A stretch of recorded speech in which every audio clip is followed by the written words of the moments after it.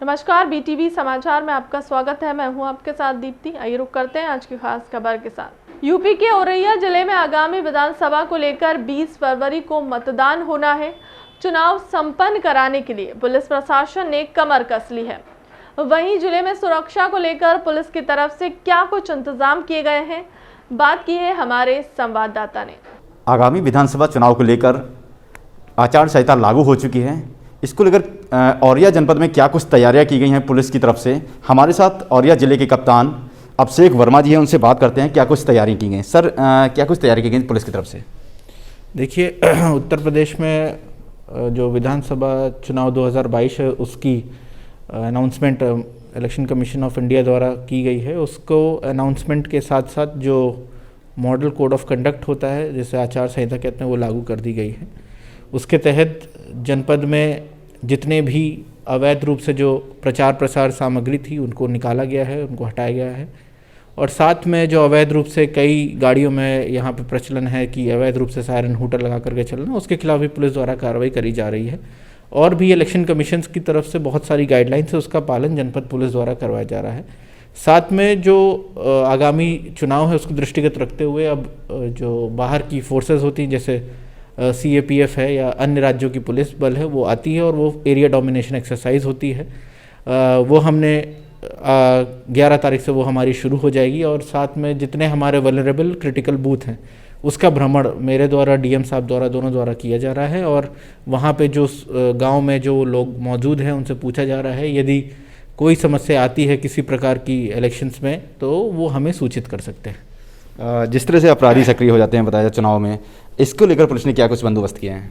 देखिए, ऐसे अपराधियों का चिन्हीकरण पुलिस द्वारा कर लिया गया है, जिनके खिलाफ हम अभी अलग अलग जैसे गुंडा एक्ट है और 107-16 की कार्रवाई है।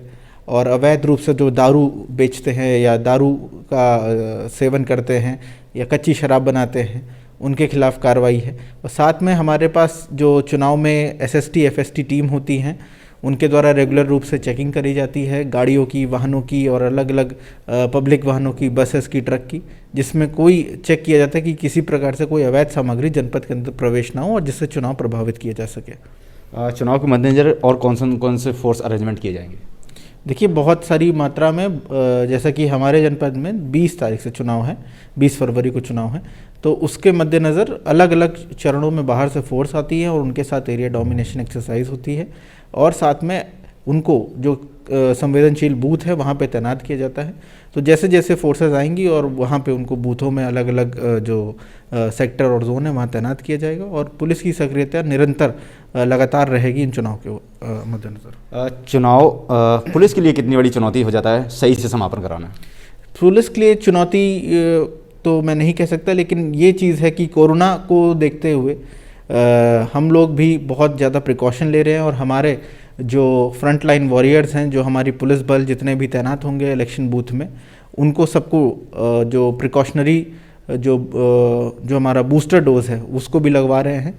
और ये प्रक्रिया भी शुरू कर दी है ताकि हमारे किसी भी पुलिसकर्मी को जो चुनाव में होंगे शामिल, राइट फ्रॉम होम गार्ड से लेकर के जितने सीनियर अधिकारी, उनको किसी प्रकार से इस कोरोना में कोई गंभीर बीमारी ना हो और उसको इस प्रकोप से बचाया जा सके।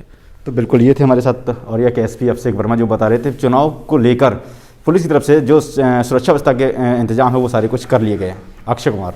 फिलहाल के लिए अब तक की खबरों में इतना ही। देश दुनिया की तमाम बड़ी खबरों के लिए बने रहें BTV समाचार के साथ। नमस्कार।